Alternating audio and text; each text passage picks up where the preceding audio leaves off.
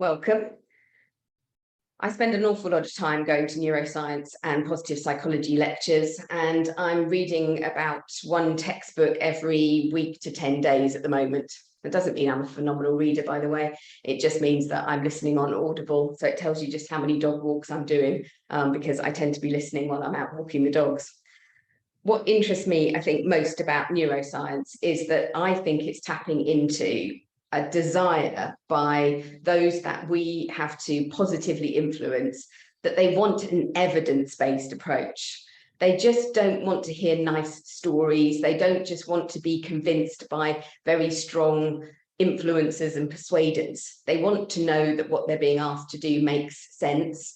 And I think those of us in the change community really benefit from this neuroscientific approach, because we also know that what we're doing actually has research and evidence sitting behind it.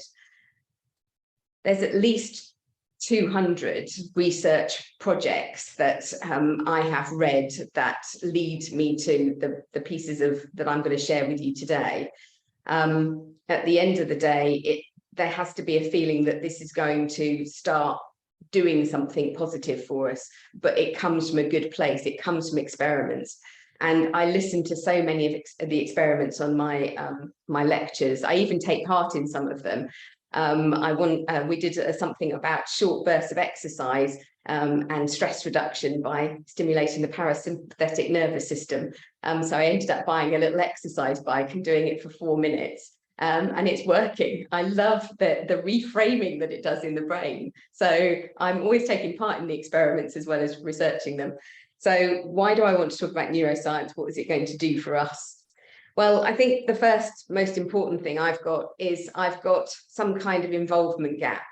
There's a problem because if you think about along the bottom there, the level of impact, what I've got all of my specialist teams. So I might have my centralized change management function, portfolio management function, project teams, program teams, business analysts, all working to a large extent. The change is their focal point and it's what they're incentivized to deliver on. So their level of involvement is very high. The problem is those who actually will have to work in new ways that we really have to engage, because unless they go, okay, I'll try it, let me give it a go, unless they actually participate in the change, then the change remains hypothetical because it hasn't actually taken place. What we need is those impacted by change to really increase their level of involvement, their level of participation. Without that, we're not going to get anywhere. And that means we need to motivate them. And extrinsically motivating somebody, trying to force them down that route, will not get us where we want to go. What we're looking for is that internal fire, that absolute desire to make them want to do something. My colleague Jill and I did a global survey in September last year with heads of transformation from every continent. And I'm just going to show you a few of the results from that. We do it every year. And what was really interesting is that, beneath 50% of people think that they know change is coming. The implicit and the explicit scores are also based on neuroscience, because the implicit is how we really feel and the explicit is what we think is happening. So what we've got is a group of stakeholders who are surprised by change. We've got less than 4 in 10 who actually have the time to adopt new ways of working. Again, about 4 in 10 think that the level of change is manageable. So 60% do not. So they're already overwhelmed. And then a frank admission that we don't develop any change management skills in our people. I've literally just come off a call in the States with a global organization that's outsourcing a large amount of its transactional processing. And they would score, I think it's almost 0 on all of these, which is why I'm going to go in and fix their capability for change. Because they know that what's happening is they've got consultants in who are designing a change. They've got senior executives who want it because of their strategic objectives.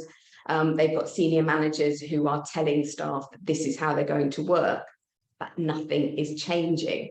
So that involvement gap is really coming to the fore because they're just not getting on board. I've been doing this a very long time, and I see there is an increasing change fatigue. There is an increasing resistance to change. People are not getting involved. That involvement gap is not a surprise because we know that there are problems with getting people engaged with change. First of all, change is risky because we're asking people to jump off a cliff and do something that they haven't done before. And therefore, there is the inherent problems that they might make mistakes. They don't know the results they're going to get. This feels like a little uncertainty. Why would they bring this into a world when they're already really busy? I think the number of change initiatives that we're doing, my colleague Jill and I run the continuous change community, and we know the volume continues to increase year on year. So we know that there's a lot of noise out there, that when I'm trying to talk to you about my change, I'm in a competitive environment because there are so many other changes taking place. And you just don't have, even if you wanted to, you don't have the time to listen to me. I think there's what in the brain we might call the dilution effect, is that when the brain is confronted with so many messages, it tries to be fair. It tries to give attention to all of them. So if there's 5 messages about 5 key change initiatives happening, then you'll give me about 20% of your attention, which is not winning, but it's there. But if there's 10 or 20 change initiatives all happening at once, then I'm going to get about 5% of your activity. So I'm not getting your full attention, not because you're trying to be difficult, but simply your brain is trying to parcel out its available resource across everything, making a claim on it. I think we also have increased cynicism, potentially because of the increased volume of change. Now, we all know, and we can argue passionately against the McKinsey statistic that seems to have stuck in our world, that 70% of change initiatives fail. Well, even if we thought it was 50-50, if we've got 2 change initiatives on the go, one of them fails, then we've got an example we can point to of this isn't going to work. But if we have 10 change initiatives going on simultaneously and half of them fail, I've got 5 real examples that I can quote back to say, this is not worth my time, I'm not getting involved, go away and prove it with somebody else, and maybe I'll get involved after that. So that increased cynicism is given weight by the sheer volume of failures because of the sheer volume of changes we're trying to do. And then I think we've also got another issue around competition for the same resources. I would say that I have this conversation with clients probably about twice a week. And again, this week's been no exception so far. Talking about increasing change fatigue, talking about the star players, the people that you really trust, who know what they're doing. Those are the ones you want on your change initiative. Well, they've also got 4 other change initiatives who want their time, and they've still got a business as usual job to do. So I don't think it's any surprise that these factors are growing and they're coming together, and they've created the perfect storm. So I'm worried about the involvement gap. It's the problem I need to crack.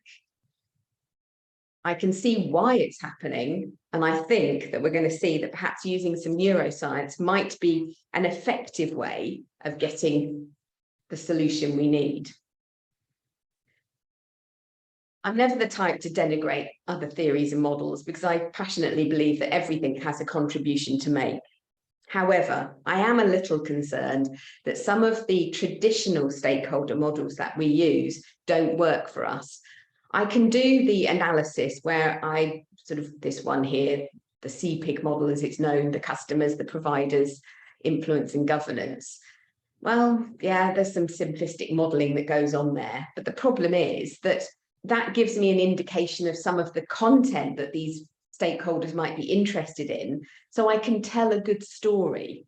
And if I'm a great orator, I can tell it with passion and enthusiasm.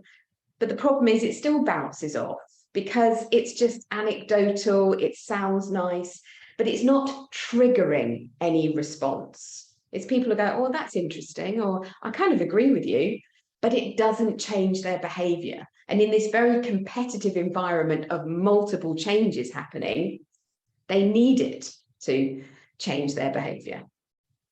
Similarly, where we have these matrices where we start to think about what's their level of interest, what's their level of power, that can also indicate the kind of content that I might be wanting to put across. But that seems out of kilter with the organizations I work with a lot, which are saying that these hierarchical sort of levels or job titles don't really make much of a difference anymore.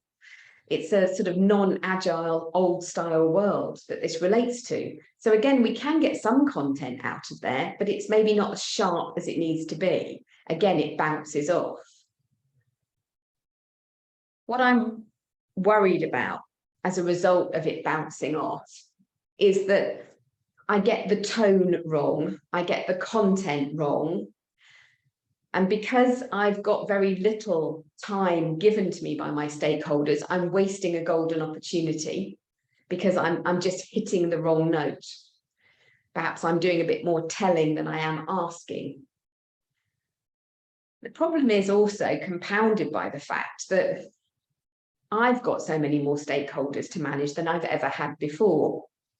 Because, and I've been doing work on this, I run the Agile Change Agent qualification, and I've upgraded content on that in the last 2 weeks to look at a particular style of impact assessment, where what I'm concerned about is we are doing the impact on how does this affect those who have to change their ways of working. But I think there's an entire other stakeholder group which adds massively to my stakeholder communication and the people I need to involve. This group are all of those managing all of the other change initiatives. I'm not going to change their ways of working. I don't need them to be persuaded on that. But I do need to persuade them potentially to stop some of their scope because it would duplicate mine, or to take on some of my scope because there's a duplication and it would be sensible if they took it on.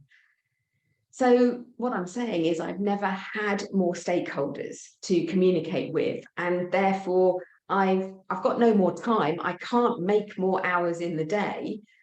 I'm going to have to get sharper at how I do this. The thing is, I'm investing all of my sort of energy dollars in communicating with these stakeholders.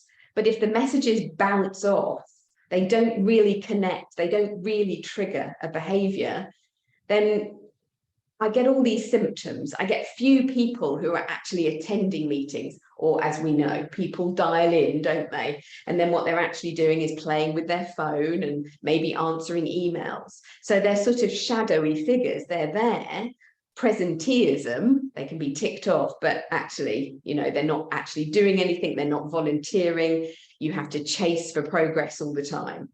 So effectively, for all the energy dollars that I'm giving up in terms of what I'm communicating, I'm getting a very poor rate of return. I'd also say that we get that immediacy of failure when we fail to connect.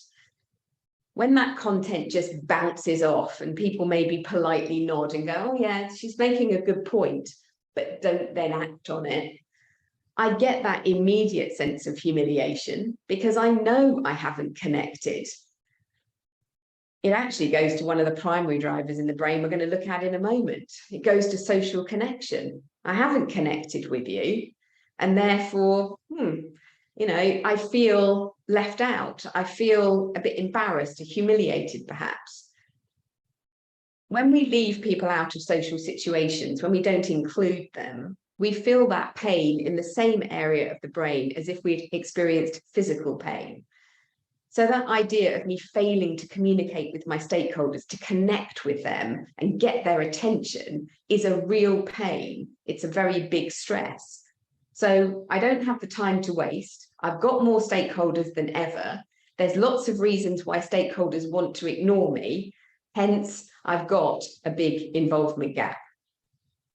Do me a favor, in the Q&A, if you think that you've also got that involvement gap and that I'm saying sensible things, put a 1, yes for 1 in the Q&A, 2 for no. So do you have an involvement gap? Let's have a look and see. Okay. I've got an unending stream of ones here. All right. Okay. So I'm not the only, that feels actually quite good for me. I'm not the only one, you know. Fantastic. We've got one. I had 1, 2. So there's Karen on the call who hasn't got an involvement gap. Karen, you are going to have to put some text around that. Do let us know. And later on, I'll have a look and see if I can share what you've said. Don't tell us about your organisation or anything, but tell us why you are not suffering the gap. Somebody's put 3. There was only an answer of 1 or 2. So Ashok, I'm confused where you were going with that, but there we go. So we know we've got this involvement gap. We know we need to fix it. So we probably ought to talk about how we're going to do it. So let's get back to our little brain that's working overtime. So we know that from the previous stakeholder analysis and identification, we end up with logical arguments that people can inherently agree with, they can see the sense in, but it doesn't trigger any behavior change on their part. So it bounces off.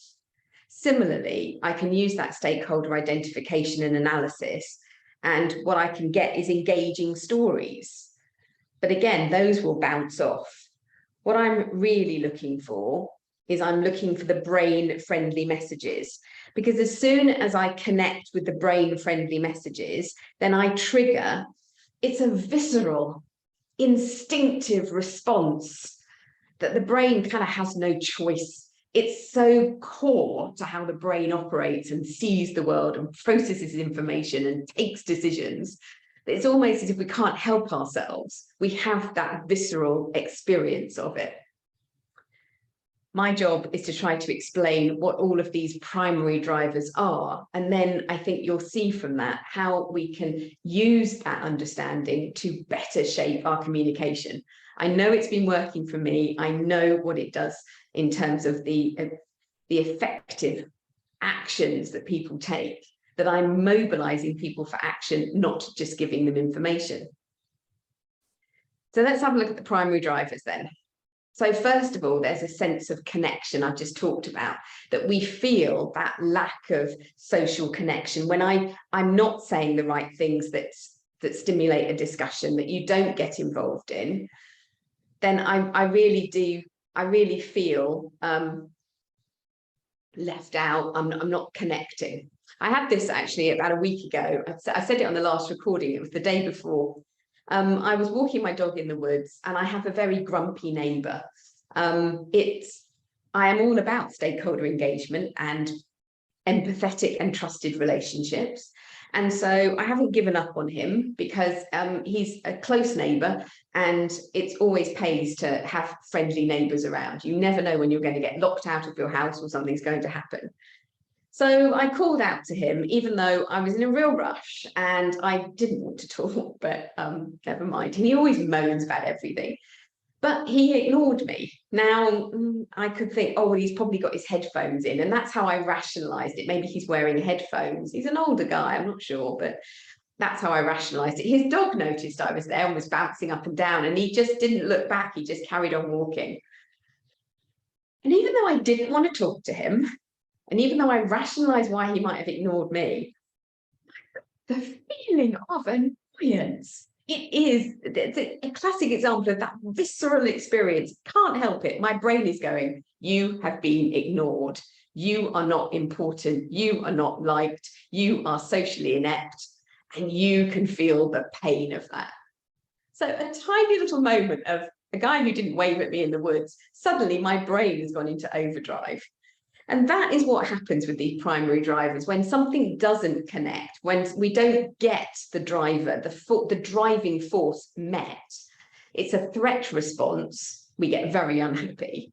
Equally, I was doing something very difficult this week, and I've had the most amazing support from my friends who've all called to look after me or tell me that I'm doing great and it's going to work out fine. Feeling that sense of connection, I'm getting that reward response. I'm walking, so I'm much more able to walk towards the danger and the difficult situation I'm doing, because I feel that level of support. My brain is actually saying, you're loved, you'll be okay, it's going to be great, because it's getting what it needs from that primary driver, that primary force. So as soon as we communicate with that, we're great. The next one we want to look at is this real pull that the brain has, this huge desire for certainty and predictability. Our brains are pattern recognition and pattern forming machines. Can't help ourselves. In order to manage risk, our brains are constantly extrapolating what's going to happen next. If we can feed that predictability need, if we can provide a straightforward plan of events, if we can talk people through step after step, then their brains are going, oh, that's calming. Oh, that's good. I know what's going to happen next. I can plan for that. I can be in the right place or equipped with the right materials. I know what's going to be happening. A quick example of this happened to me the other day when it was the opposite. I got the threat response. So I walked across my office. Now my brain, as I walked across the office to go out the door, my brain had worked out, right, we're walking towards the door, Melanie. You know the door, you have to pull the handle. You don't turn it, you push the handle down and you pull the door towards you. So my brain's already worked out that certain pattern of behavior that will enable me to walk through the door and go where I'm going. So that's exactly what I did. And I had an experience where I pushed down the handle and I pulled the door towards me and it didn't come. My colleague had accidentally locked me in because he was trying out his new key fob. I didn't know that till afterwards. But my brain immediately went to error response. The threat response went through, you're trapped. You can't get out the office. This didn't happen as you were expecting it to. What are we going to do now? That's what all my neurons, my brain cells are screaming, because that need for certainty wasn't met. I actually wear a Fit watch, and I did take the time after that. I'm locked in the office. Apart from the fact I called my colleague and said, hell have you done? But I could see that my heart rate shot up by tens of extra beats per minute just in that moment, because it was that threat response. Now, I also know in the School of Positive Psychology that I am my least helpful at that moment. I am my least creative. When the brain doesn't get what it's expecting, when we don't meet that certainty, that predictability, then my brain's got that shock response, that stress response. So my ability to process new information, we immediately become far less observant and almost myopic when something bad happens to us. I didn't notice the rest of the office or other people in the office. All I saw really was the door handle. It's very typical when you're stressed that actually your ability to see and process information goes right down. At the same time, we become very short-tempered. We are far more judgmental. We label things as bad. So we're very ungenerous in our dealings with others when we're stressed. So not meeting the predictability driver can cause us massive problems in our relationships, because we're spiky and unapproachable. We're angry because something's out of kilter. That's what happens with the predictability one. What we're looking for here is a sense of I've chosen what I'm going to do. This is about, or you could call this autonomy, you can call it empowerment. It is about self-choice. We have an incredibly deep desire for self-choice. We become almost infantilized when we don't get what we're looking for. We get threatened by the idea that somebody else is in charge of our lives. We get very happy and very content when we are able to make choices. I'll give you an example of this from a few years ago, talking to some airline clients about their concerns about safe flying and air rage. Because the problem is that the entire boarding of an aircraft is designed around removing our autonomy, removing our self-choice, because we are herded into this is when you can stand up to board, this is when we will check your tickets, this is the queue you have to stand in depending on what kind of ticket you have. When you get on the aircraft, you're told where to sit, you're told when to put your seatbelt on, you're even told when you're allowed to go to the bathroom. So we are removing every layer of control and autonomy that we possibly can. It's no wonder that people get very stressed and get very angry and very quick to anger. So this is something that we have to be very aware of, that the threat response when you haven't got autonomy, you haven't got control, is very high.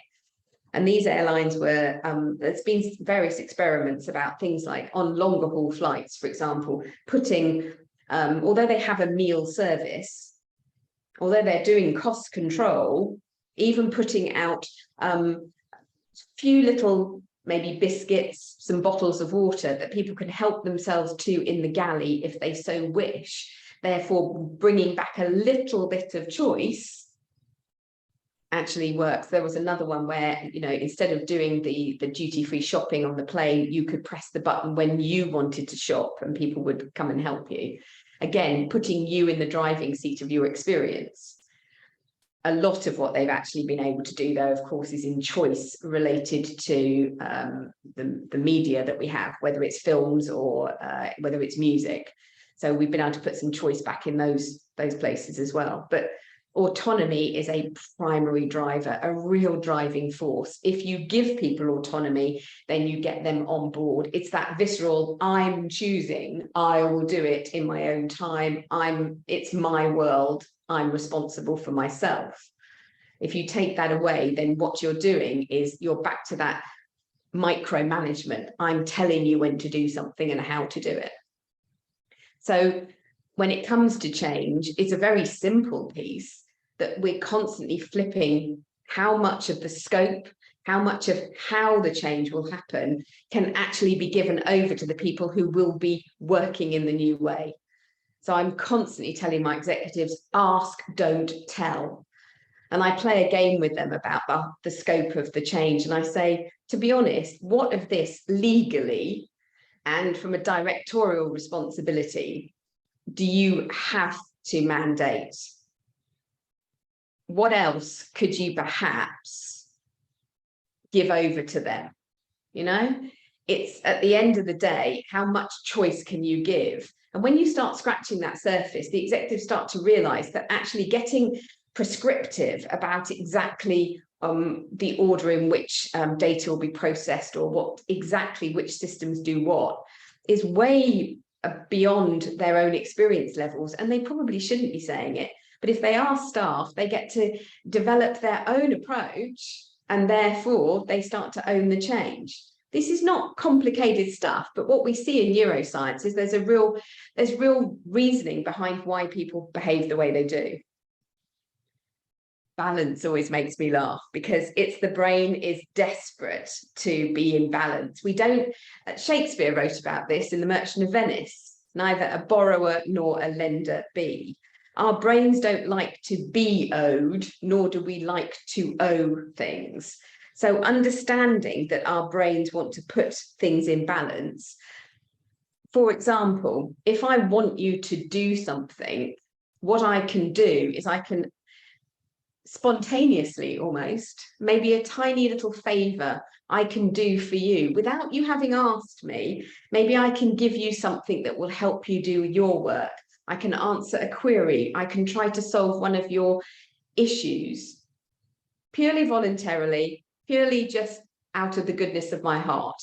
But what it means is that if I want you to participate in change and I follow that up with a small request for you to help me, you are more likely to reply to that. You are more likely to come into that and actually sort of make that happen.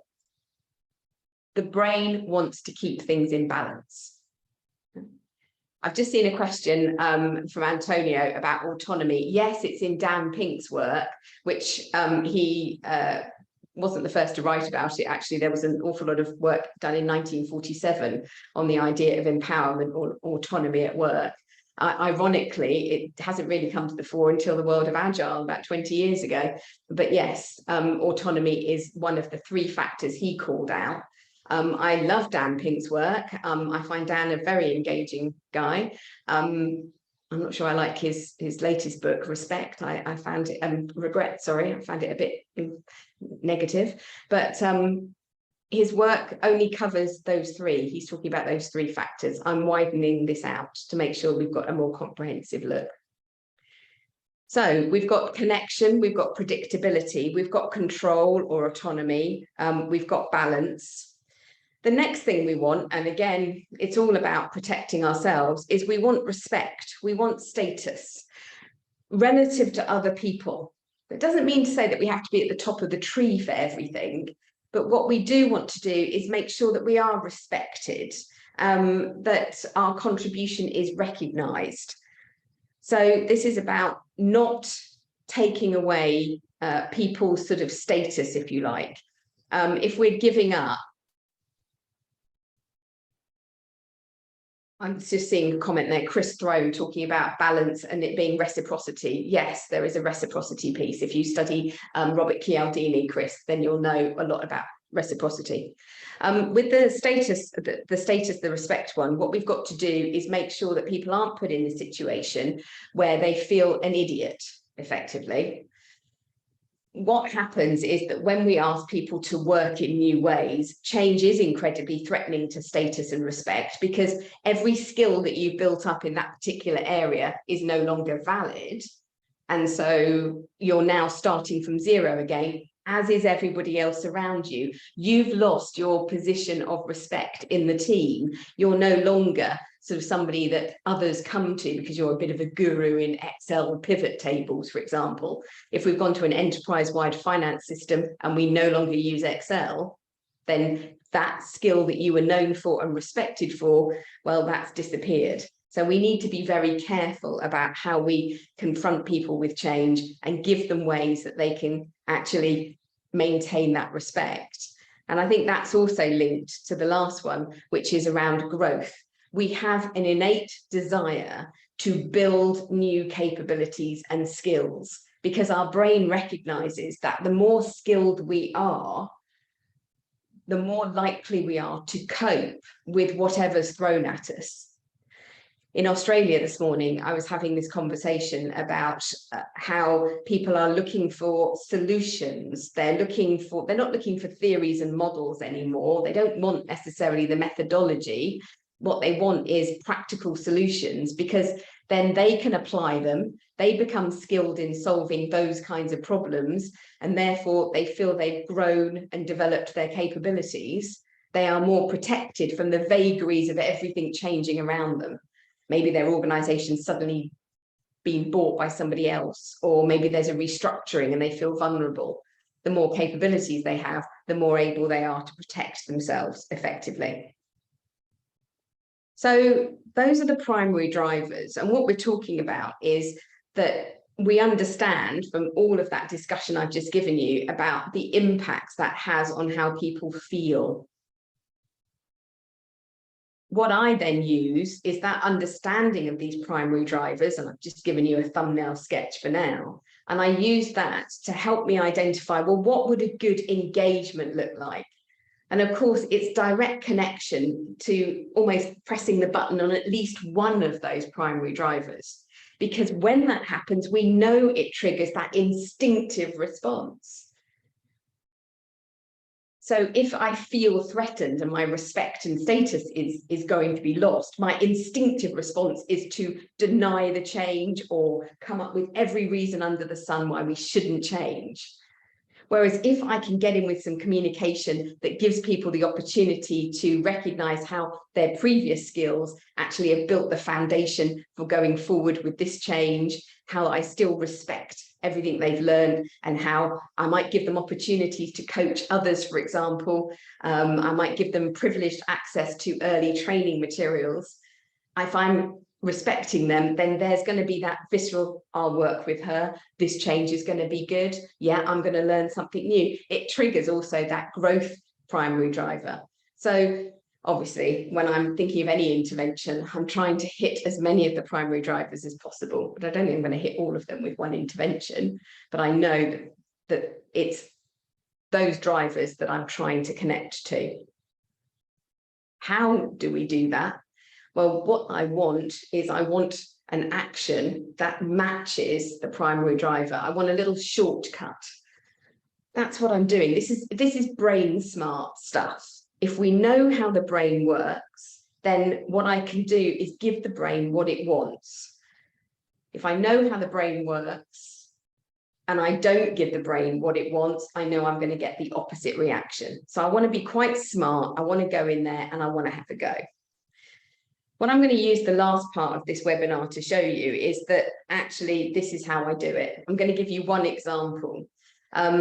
I actually train a course called Agile Change Coach, which has 41 of these neuro-hacks dotted throughout the course, because ultimately this is what we're looking for. You know, we want the action.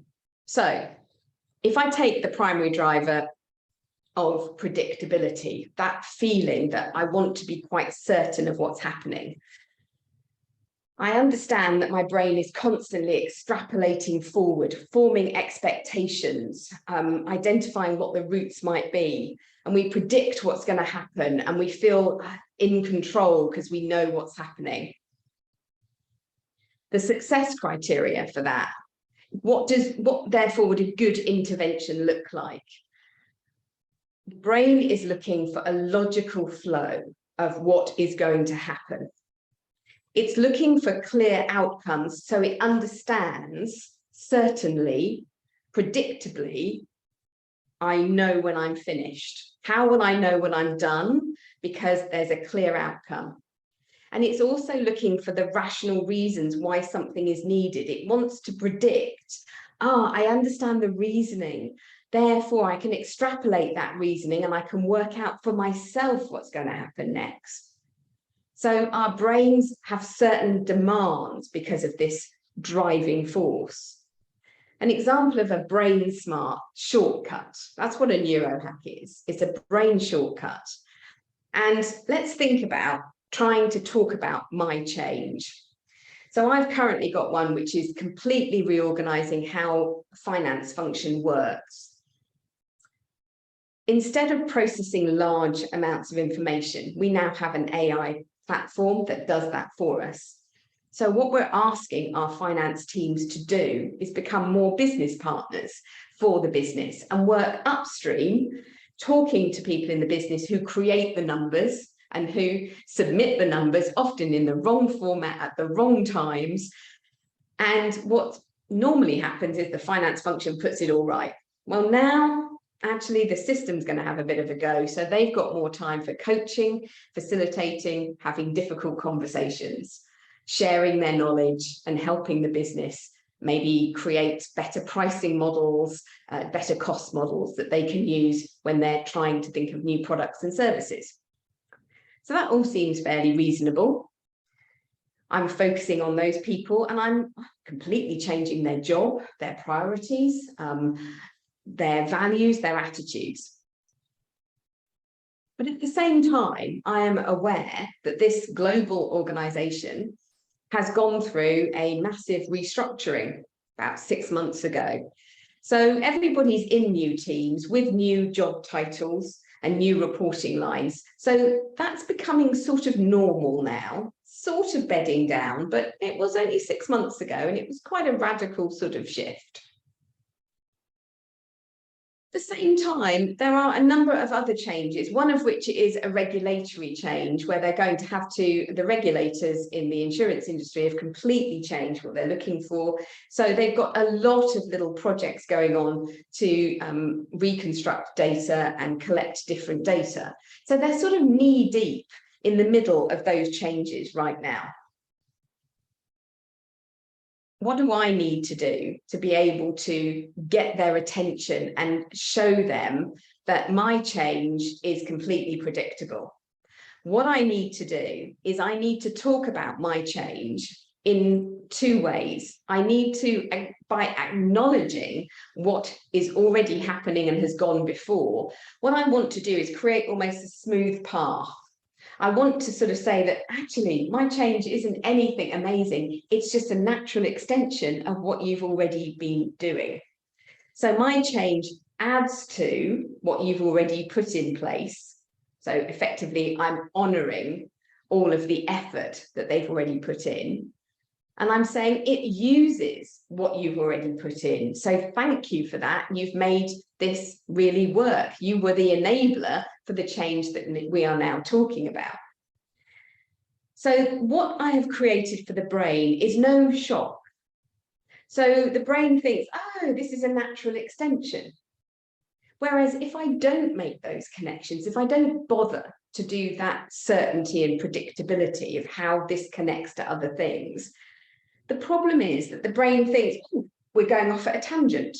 And as soon as it thinks we're going off at a tangent, then it feels it has to make a decision. Should I get involved or shouldn't I get involved? This is going off at a tangent is dangerous. That's not what I was expecting. That's not the certainty I was looking for. I think I will stay on the sidelines. I'm not going to get involved. And we're back all the way to the start of this webinar about the involvement gap. When I take the time to explain how my change connects to things they already have done, then everybody thinks, oh, this is all in line. So it's not easy. I won't even pretend to say that how I'm changing them into finance business partners, how I link that to all the regulatory changes, because these changes, of course, came from separate places. We have an externally imposed change from the regulators, and we have an internal change through our own improvement using our AI functionality. We've chosen to do this to ourselves. And the two on the surface look disconnected. But actually what I can talk about is how what we're asking them to do will satisfy the regulatory requirements, because they're going upstream to improve the quality of data. And therefore, they're going to be able to get far more out of that process. They're going to satisfy the regulator. Everything I'm doing fits into that. And I can also align it. It's a little bit more easy to align it back to the restructuring they did. So all of that reshuffling and some people having to apply for their jobs, this is just the natural extension of that. We're now asking you to do those jobs. If I'm really clever at using this shortcut, I will remember to also link it back to what's coming next.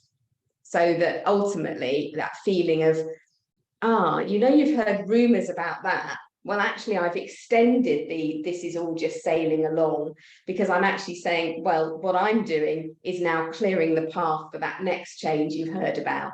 What I'm doing is enabling that next change to actually happen. So I've given people that predictability. This is how I'll construct my interventions and how I'll talk to my teams. They don't necessarily need to know anything about how their brains are searching out that certainty. But what I am comfortable about is that I understand that what I'm doing has the greatest chance of success, because that success isn't me pleading for their attention. I'm actually triggering that response, that visceral response in the brain that makes them go, yeah, I'm going to do that. That's what I'm looking for. That is how we use neuro-hacks. And as I said, in the Agile Change Coach course, there's 41 of them that we go through. And of course, I'm constantly developing new ones. So if you want to really think about how to improve that connection, I think this is where you need to sort of take the time out. You can do it virtual classroom with me, or you can do it self-paced in your own time, thinking about these things. But the point is that I think this is where change management is moving to. It is all about practical solutions for problems, and it's got to be evidence-based. It can't be accidental. I think we need to sharpen up our interventions, sharpen up our messaging, because there is so much competition for the same resources. Now, it's fair to say that you will be in safe hands, because I think, having spent, I don't know how many years of this I've been doing now, I won't say it, it makes me sound too old, but certainly the neuroscience since about 2008, when functional magnetic imaging really came on in leaps and bounds. Before that, I think, to be fair,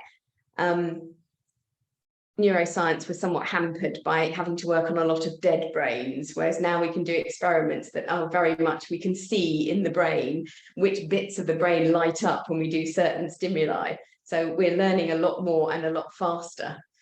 But ultimately, I think this is where we're going in terms of, we're human, we have an operating system. That operating system is formed of these primary drivers. I think it would be really useful if we started tapping into that, rather than going back to what I was saying earlier on, when we do like a CPIG analysis, customers, providers, influence and governance, does that really tap into the brain of those people? Do put your questions in Q&A, by the way, because I can't see them any other way. So just put your questions in there and I'll answer them as we're going now. But hopefully that's making sense. But as I said, if you want to really dig in, I can only do so much in 50 minutes, and you want to spend a couple of days talking through it, then this is the course to go on. Right, so let's have a look here. So a few. I don't think the key takeaway, Ashok, is to provide more information. I think it's to think much more about, why are you communicating what you're communicating, and saying, if what I'm saying directly connects to a primary driver, that is a good thing. But if not, if you cannot make the link back to what reaction is that going to prod in the brain, then maybe you've got a bit too much waffle and a bit too much padding and a bit too much noise in your interventions. So just be careful with that one. I see here that Matt's asking about research about, we value and appreciate novelty, new ideas. I think the best way we can connect that back to primary drivers, Matt, is through growth. We still want to grow. We're trying to learn new skills, new capabilities all the time. So new abilities is actually very reassuring for the brain. That's why we value those new interventions, because we're learning something new. We are becoming a better person, in that we're a better equipped person for any changes that might come around us. So we do want to give people new things, but remember that it's in the light of that growth primary driver. Oh, I've learned more. That's fantastic. Yeah. What else have we got there? Somebody, Anna, was saying that she's used the adage of certainty reduces stress, and now she knows why. I think that's a brilliant example, Anna, of my own journey, in fact, in that what I found is that I know certain things have worked. I wouldn't have had the career I've had if I wasn't good at it, but I love now to understand, oh, that's why it works. That's why that's reassuring. Oh, that's why that's got them involved. I can understand. And the processing, that the brain is sort of getting the information it wants. As Mark has just put in the comments here, finding the hot button. You're absolutely right. That's exactly what we're doing. And ultimately, that's the shortcut, isn't it? We've connected with that person. It is, and I often talk about, it's when you're connecting with these, using the neuro-hacks to connect to the primary drivers, what you've got is, I talk about that visceral, instinctive response. I couldn't control how I felt when my neighbour ignored me. I was sort of stuck with that. I was just so annoyed. And whilst rationally I sort of told myself to calm down, and you don't like him anyway, and you're really rushed, get back to the house and get to the office. I could tell myself all those rational arguments, but I couldn't stop myself having that emotive response. It was something completely uncontrollable. And knowing that that's how our brains react, I want those uncontrollable moments to be in the direction that I need people to go as far as the change is concerned. So that's why I love this stuff. Mark's just asked, is there a reading list? Well, there is. It's up here on the screen, because the Agile Change Management Handbook contains the 41 neuro-hacks that are in the Agile Change Coach course. So you get that with the course anyway. And of course, if you're signed up to my newsletter or you see my stuff on LinkedIn, you'll find that I'm constantly writing new neuro hacks as well. I actually came in on Wednesday morning. I feel like I've been awake now for almost 150 hours. But I came in on Wednesday morning and for a government ministry somewhere in the world who I work for, I give them lots of little neuro hacks all the time. And I came in and recorded some more on Wednesday. So I have to balance my life with coming in early when I'm not going to be disturbed to do the filming, and also having a good hair day tends to be the key thing I'm looking for. Sharon's asked about how are companies defining failure of projects and change from all these reports. I think she's going back to that comment I made about the old McKinsey statistic about how many change initiatives fail. And frankly, to sum it up, Sharon, it is about the fact that we didn't get the results that we were promising in the business case. We didn't realise the benefits we were expecting. So it's not that often you can see that change has taken place, but it hasn't actually delivered what you hoped it would deliver. I think that's the key thing. When it comes to the neuro hacks, I think, Anna, you've asked about, do you find the need to take the PMs and business leaders on the journey of what you're doing? They love it. Absolutely love it. I spend a lot of time in the boardroom trying to convince executives around the world who already think they walk on water that they need to do something different. Literally, the phone call I was in before this webinar was about the fact that we think our directors will be far more interested in neuroscience. Please don't talk about emotions and change. They're not the emotional type. So they don't want you to talk about the transition curve and how we go through sort of things like shock, denial, anger, the old Kubler-Ross stuff. Please don't do that, Melanie. Please give them the scientific basis, because we think that that will give them the evidence and if you like, the gravitas to the subject that we're talking about. I think that's another interesting word when it comes to the neuroscience. Science is helpful as a word, and it gives a greater gravity to what we're saying, I think. Somebody's asked that an anonymous comment about using journey maps to explain what's going to happen. Does this help with predictability? Yes, that's exactly the kind of thing you want to be doing, because it meets those success criteria for predictability and certainty in the brain. So whoever you are, you're obviously doing a brilliant job. No, primary drivers do not matter about age, demographic of your workforce, or culturally, actually. They cut across all of that. We may have certain cultural norms, but at the end of the day, our brains are sort of fairly, in one respect, almost reptilian, in terms of protecting ourselves. And these primary drivers are driving forces. They drive a certain reaction that we cannot control, and it goes across all ages, all groups. Does working with larger groups of people impact how the hacks are applied? No, not in my experience, where I might do something with one-to-one in coaching, but I might also do it with 500 people, like I am going to tomorrow, where we are going to be looking at, for example, this one here, the cohesive picture of how their changes fit together, because you can ask the questions and everybody can work out the answers that meet their own primary drivers. So I don't think it matters about the numbers of groups. Would I still, some people say there are too many choices, which is stressful for customers. Would you still recommend giving choices? I think when it comes down to it, if you're talking about the autonomy driver, then you're absolutely right, choice is important. Robert Cialdini's done some work out of Harvard where there is a suggestion that as long as we give 2 or 3 choices, that is fine. Anything above that means that actually we haven't done the research ourselves, and I don't think we're helping our stakeholders. So give 2 or 3 choices, but you're absolutely right. If you make too many choices when it comes to autonomy, then what you'll get is analysis paralysis of the brain. It's, again, that balance principle comes in as well. The brain is trying to sort of spread its attention across all of the decisions, trying to process the pros and cons of every decision, and it just sort of gets stuck.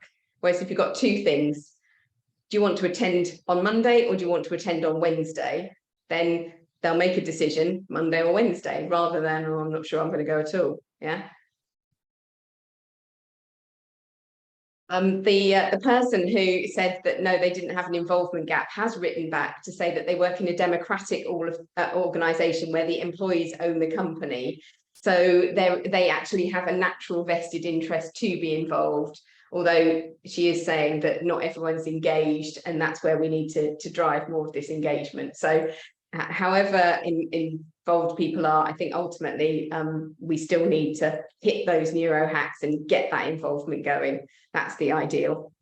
Now, I think we're coming towards the end there. So thank you for everybody who said they really enjoyed it. I hope to see you. I've just finished a few days ago doing the Agile Change Coach course again, and the reaction is just fantastic because I think it's giving people real solutions to real problems, and it's a fantastic couple of days for me. But equally, I will say that everybody who's taken the self-paced online has passed the exam, but also they've written to me the most fantastic comments about how much they've learned and how much insight they feel it's given them. So I hope you're going to be one of those. Thank you very much for taking part. It's been an absolute pleasure. You know I love my job, and you're welcome to connect with me in any form at any time. Thank you so much for giving up your evening, your lunchtime, or in fact on the West Coast, I know a few of you have given up your early morning. Thank you very much.